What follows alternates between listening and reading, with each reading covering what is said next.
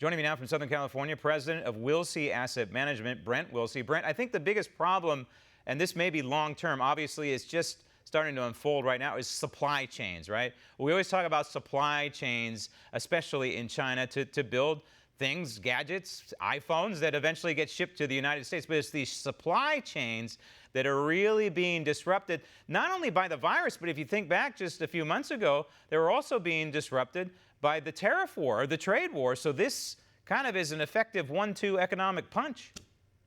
Yeah, there's actually different things going on with China that's actually hurting the world and the economy and so forth. And let me kind of step back a little bit here and talk about the Chinese tourists, because the tourists, they go out, they shop in Paris, they shop in New York and London.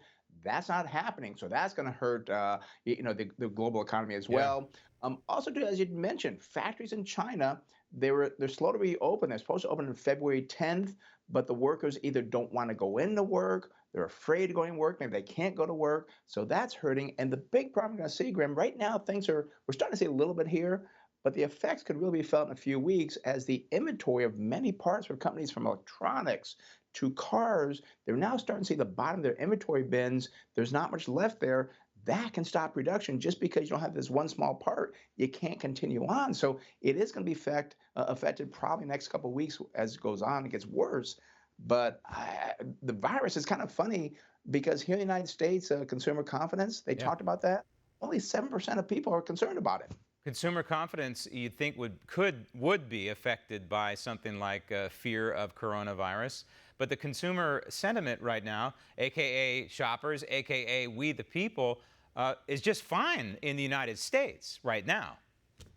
Right, and it came in at 100.9, beating the estimate of 99.4 last month, 99.8. And I'm starting to kind of wonder and we're part of it, is the media more concerned than the consumer is? Because I Yes. see it all the time Yeah. on the news, but consumers, when you survey them, no, everything's okay. I mean, only 7% of them were concerned on it. And actually, they had some positive news also with household income and wealth, the best reported in the survey since 1960. I mean, things are very good for the consumer. So the coronavirus, not a big thing for them. And retail sales, although the number is on the surface down a little bit, if you dig beneath the numbers, you peel back the onion a little bit, Brent, I see home sector sales very positive behind the main number. In other words, Home Depot, Lowe's, they're getting a lot of activity right now, which is a positive thing for the United States economy. It really is. And actually, it was down from the high. It was actually up 0.3%, which met the estimate, which is okay. But restaurants and home furnishings were very strong.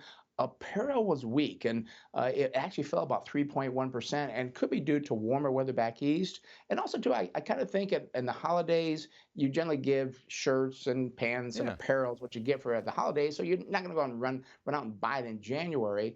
And also, what I'd like to see was gasoline sales were down, and that hurts that number. But it's positive because people putting less money into the tank and they have more money for other things. So gasoline sales brought that down as well. So 0.3%, I don't think it was a bad number. I'm okay with that one. And restaurants are doing pretty well, and they'll probably do pretty well tonight. So, Brent, let me be the second person to wish you a happy Valentine's Day.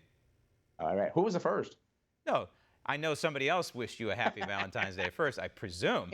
We'll have that You're right. conversation off the air. Brent, happy Valentine's Day. Thank you.